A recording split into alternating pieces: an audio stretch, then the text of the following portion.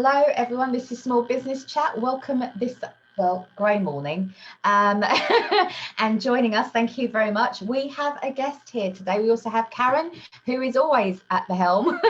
Karen's here, aren't you? Hello, hello. Hello. And we have a guest, Raj Randhawa. Hello, how are you, Raj? Hi, Crystal. Good to see you. Good to see you. We're absolutely thrilled that you're here today because we're talking about how to create a powerful business value proposition. Yes. And we obviously have our expert who, Raj, you're going to tell us a little bit more about your business and how you help business owners and brands. But the important factor that we often come across, both Karen and myself, when we're working with clients, is that often clients haven't done their branding work, and there are various levels of that branding work that's required in order to keep that communication consistent, engaging, relevant. And for us, it's that hux of what is it that you do? And I think some of the most powerful companies is that you just click on their website and there it is, that sentence that really defines their offering, that makes you realize, I'm in the right place. This is why I'm here. So I am so delighted. I've spoken to Raj, who, FYI, we've met through networking. Is perhaps one of the most brilliant networkers I know, because I think you really connect with an understanding in what people do, their businesses, what they're about, so that he actually makes the best connections, which is actually a testament to your copywriting and your brand building work, because it just goes to show. I mean, I've absolutely adored getting to know you and your connections. And also, another fun fact is that whenever Raj and I are having a conversation, one of these things on my wall tends to fall down. I don't know what it is about, Raj. So, here we go. It's live. It could happen. I hope it happens. I'm going to make it happen. Yeah, exactly. Will it? So, Raj, thank you again so much for coming. Tell us a little bit about yourself and WordUp Agency, and how you help businesses and business owners. Yeah. So my background is actually on the commercial side. So I used to run business development departments for marketing agencies in London for about 16, 17 years. And that was all the way from sort of small creative shops to big network agencies. About 7 years ago, I set up my business, WordUp Communications. And there were two main catalysts for that. One was that words are my why. I love writing. I've always done creative writing. I think it was a bit of a midlife crisis. I wanted to get out of business development and work out if I could make a living from words. And the real catalyst was that being in those business development departments, I saw firsthand the issue that these agencies have. And they're great at doing marketing for their clients, but they're terrible at doing marketing for themselves. So, and I think when I say that, everyone kind of sort of says, yeah, absolutely, especially if you work in an agency. So there was always a long list of content to write. There were always a big to-do list, including just getting the messaging right. So I knew that there was a need. So I started off just focusing on marketing agencies to help them with their content. But pretty soon I realized that actually before I can do the content, I really need to help with the messaging. So I focused on the marketing agencies, but today I work with all kinds of businesses. And in answer to what I do, there are two main things that I do. So the first is that I help businesses get really clear on their messaging. So one of the workshops I run is a value proposition workshop. And by the end of that, I'm able to help them work out who they are as a business, what they do, what value they provide their clients, why someone should work with them. So real clarity in the business about what they need to say about themselves. And then the second part of what I do, I take that planning and I take that sort of deep thinking that we do, and I build content for the business off the back of that. And the content is everything from website copy to case studies, award entries, thought leadership, video scripts. So any kind of written copy a business needs to help them engage with their audiences. That's what I help them with. That's amazing. I'm sure people are going to be watching this going, yeah, this is where we have this problem. And actually, I think what I find really interesting is your background in business development, because obviously usually when we hire a copywriter, you know, there is the skill of writing and storytelling, and in fact we had a brilliant chat with a copywriter, Tamsin Crimmins, brilliant, I love that show, and again the way she was coming at it, you know, it was much more thought and much more focused on the storytelling of that brand, that person. Yeah. Whereas again, from a business development point of view, I love the fact that you think less is more as well. And we were just talking about the power of a short, sharp, punchy value proposition. Yeah. Can you tell me a little bit more about the impact of something like this, like really nailing it down? How long does it take? What's the process and, you know, involved in that? Because I think it's a skill. I'm nearly 10 years and to come up with one line. I think it evolves is one thing. So it can take time and it can be incredibly frustrating. If you're a business owner trying to do this, you've got your open Word document and you think, I can just try and, I know my business, I can just start writing. And then you realize 3 days later, oh, hang on a second, I'm still here. Or maybe 3 years later. So perhaps if you could tell me a little bit more about the process of getting to what I would think is like Nirvana, that very short, punchy is my goal in life. Absolutely. I mean, I'll start off by saying, as a copywriter and the copywriting that I do for businesses, that value proposition is the single most challenging, most difficult piece of copy that I have to write. And it can take me longer than it takes me to write a 1,000-word award entry. So there is a process, and I think the problem with trying to do it for yourself is that you're too close to the business. So same as you, I do this for a living for businesses. I find it reasonably easy to do that because I've worked out process, but it took me 6 years to get to a value proposition statement for myself that I was happy with. We've got no hope if we're doing this ourselves. It's because, you know, you have 1,000 things in your head that you need to get out to your target audience, your target customers. And it's really difficult to kind of navigate and prioritize and really work out what's important and what's not. So there's two things that can help with that. One is to get someone else to help you, which I think is essential. And the other thing is to have a process in place to really navigate everything. So my value proposition workshop is quite a simple process, and I've honed it over the years, and it really works now. So I've got it down to 9 questions. Mm-hmm. So when I'm working with a client, I get them to have get a Sharpie pen and some Post-its. I always say to them, love Post-its. I'm still willing that thing to fall off, by the way. It's going to happen by the end of this. But, you know, so I asked them a question, and I asked them to, what I'm aiming for is a complete brain dump. So before really we can work on the value proposition, my job is to get everything out of their heads and up onto a wall. So when it's up there, everything's up there. So we've got everything to work with. So those 9 questions are designed to really focus on that one thing in a number of different ways. And then we work through those Post-its one at a time, those key messages, and we discuss them. We discard some of them. But what we're trying to do is, through discussion and by taking all of that stuff, is isolating the messages that we think should make it into that value proposition statement. And the value proposition statement, just to clarify, we talk about, when I talk about businesses messaging as a sort of a messaging hierarchy, and there, you know, there may be 1,000 things, 1,000 messages you want to get across to your audience, but what sits at the top is your value proposition statement that simply tells your audience and your customers who you are, what you do, and how you can help them, what value you provide, because right at the outset, that's all they need to know. So the process is we isolate the stuff, we work through it, and we might come up with sort of 3 to 5 key messages that we've agreed now that these are the ones that make it into that statement. And then it's the hard work starts. For me, it's going away and really trying to craft that. And it takes a long time, even though it's really strange, even though it's one sentence, it can take a very long time to get it right, because you've got to get the messages across. But it can't be clunky. You know, there's got to have a rhythm to it when you're reading it out. It's got to make sense. It's got to be really, really simple.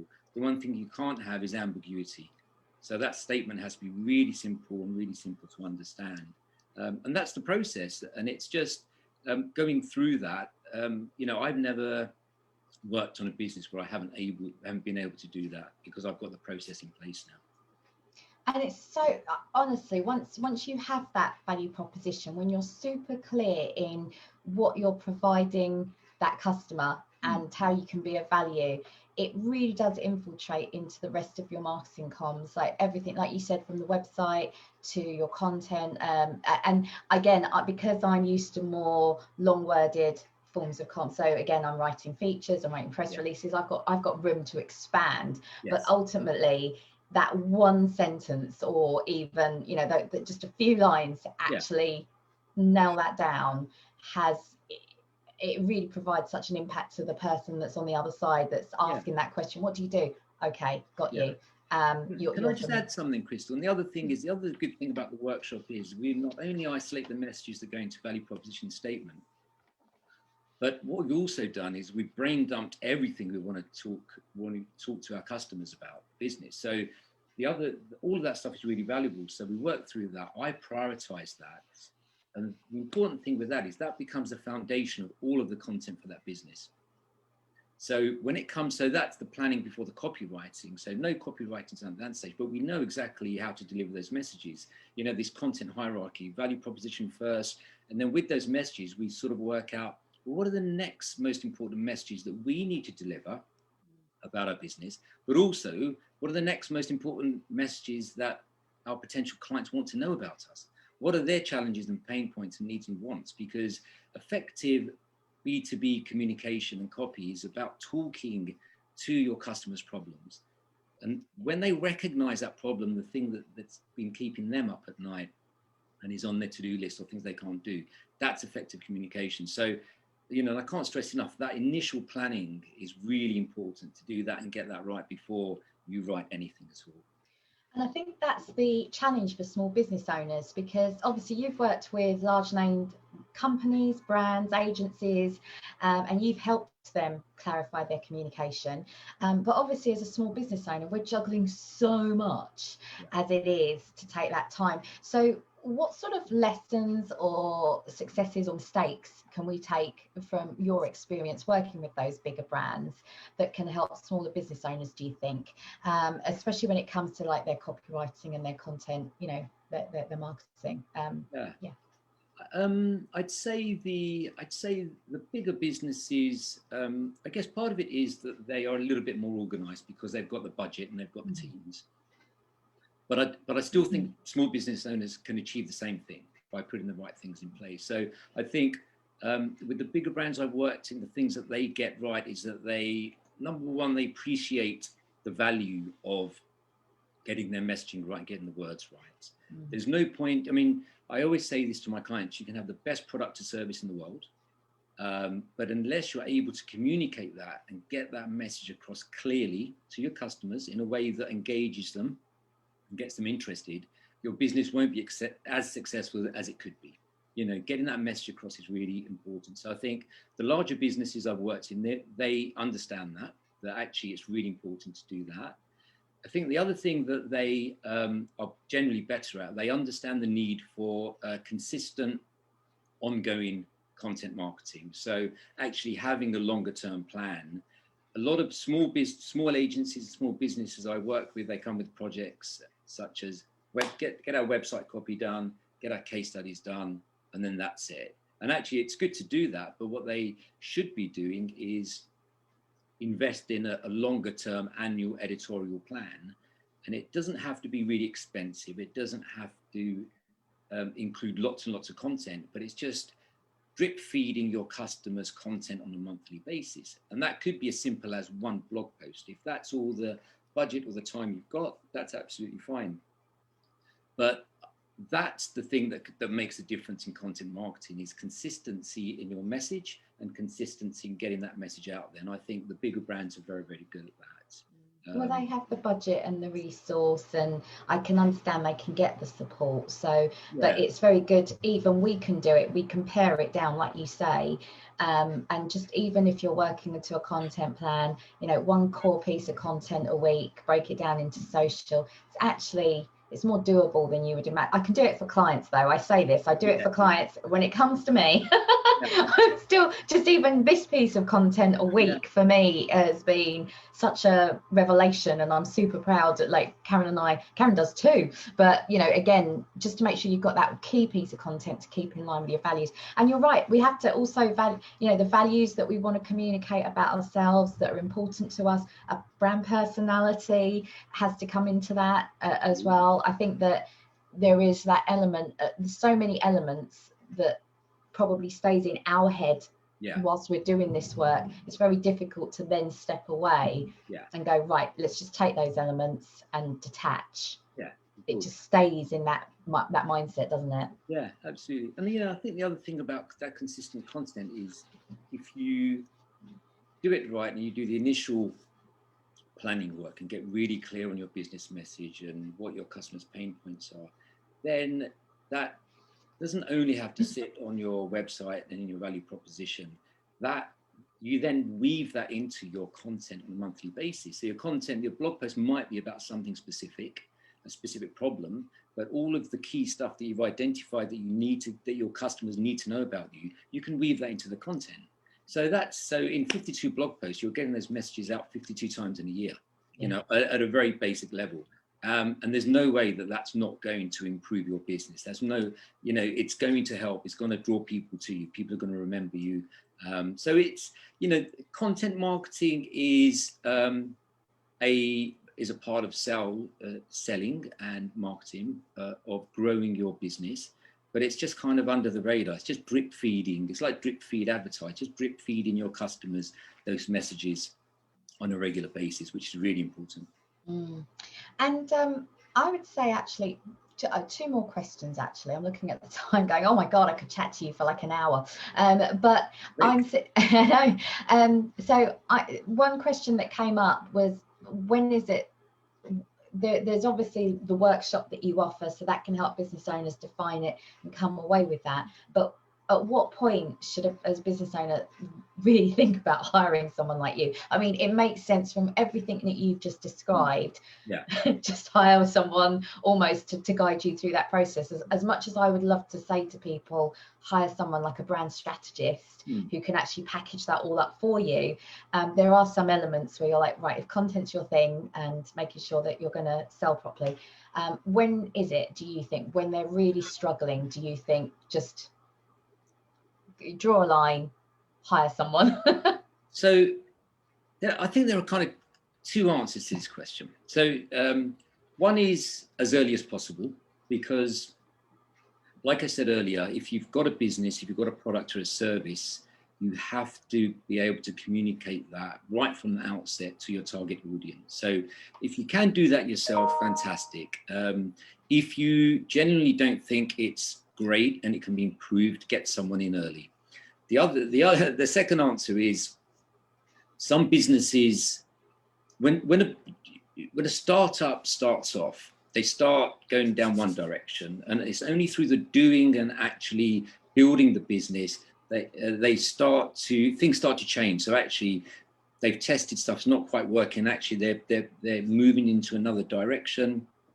So the product changes, the service changes, sometimes the customers changes. So I think it's almost a case of doing it at the outset, but then also when you feel that the business is kind of changing, and you know more about the business, you've actually tested everything, you've got a lot more knowledge, that's a really, really good time to bring someone in, because you're at a stage where you're a lot clearer in your own mind as a business owner, what your business is and where you're going to take it.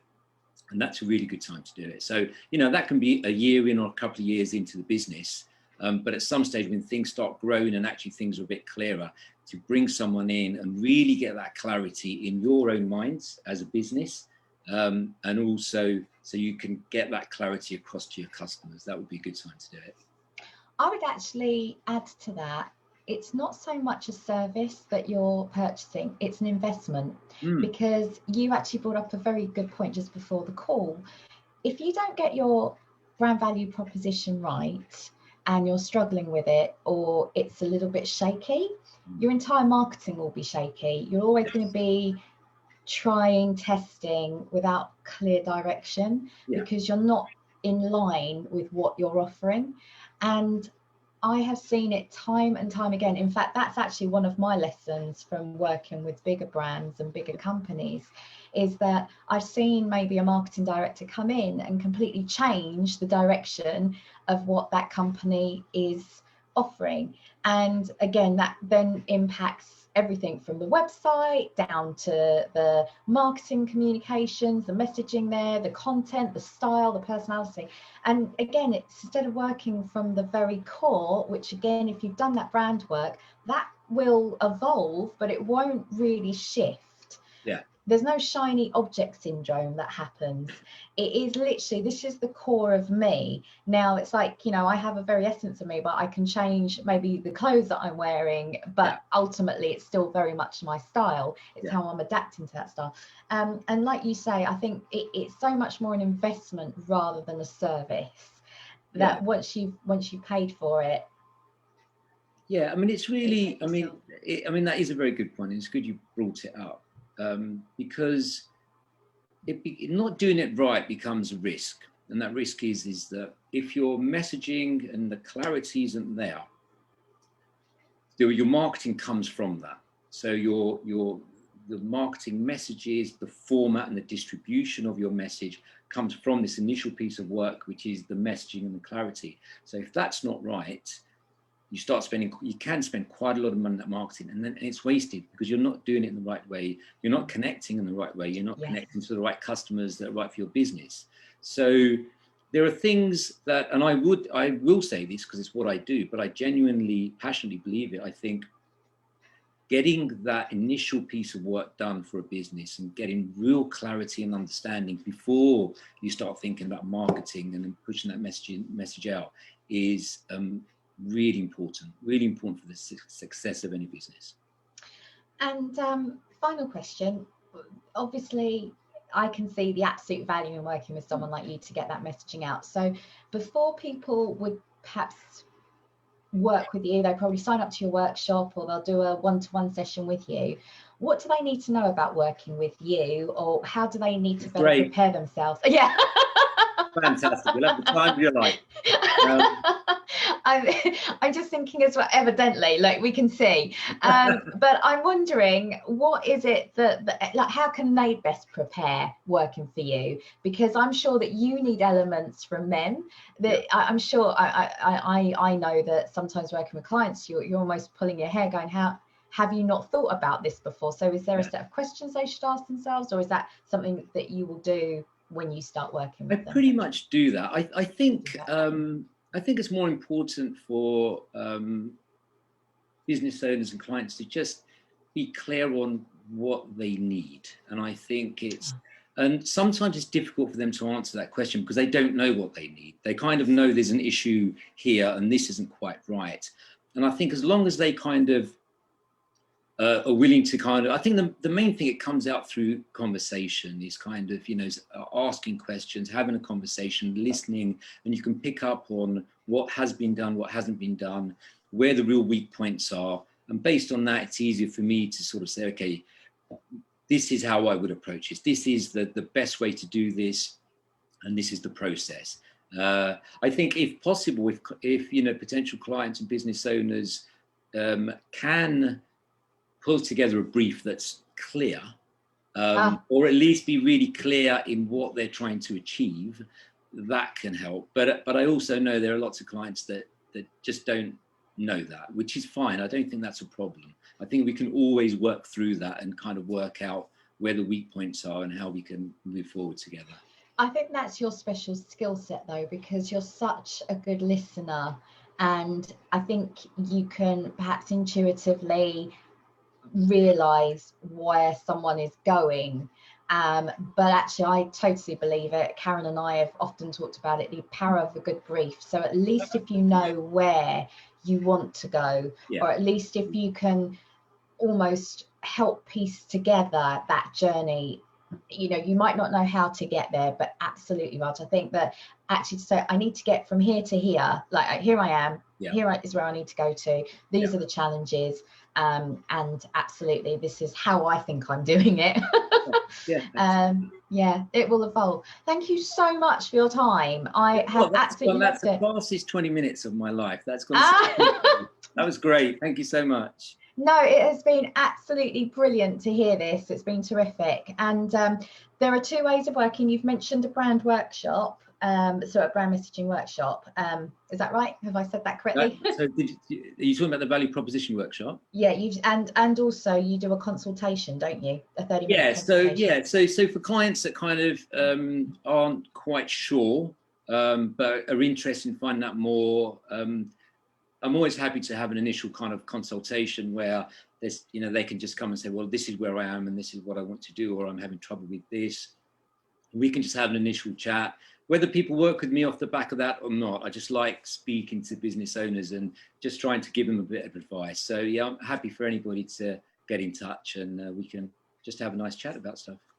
Your calls are always packed with value. In fact, we probably need a timer on our calls and our chats. But honestly, it's so worth even just discussing with Raj any requirements that you have. And I know that if you don't know someone, if you don't know, or if it's not quite your bag, you'll know someone who will. So I know that from you 100%. And this is what it's all about. It's about collaboration, and it's all about working together with our networks. Absolutely. Thank you so much, Raj. Karen is in the background, but I will say a goodbye from Karen. And also, yeah, a goodbye from us as well. Thanks, Karen. How are you? I'm sure you've learned a lot. We've had lots of discussions just before the show as well, and Karen sharing her insights. So I know that this will be a value for you as well, Karen. But yes, thank you so much. We will see you next week, same time, 10 o'clock on a Wednesday. Join us live, and we look forward to seeing you then. So thank you very much. Bye-bye. Thanks, Crystal. Bye.